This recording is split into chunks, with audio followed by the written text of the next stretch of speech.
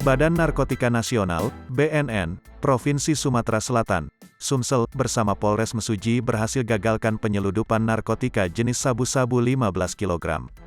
Penangkapan tersebut terjadi di eksit tol Simpang Pematang, Kecamatan Simpang Pematang, Kabupaten Mesuji, Sabtu, tanggal 29 Januari tahun 2022, sore.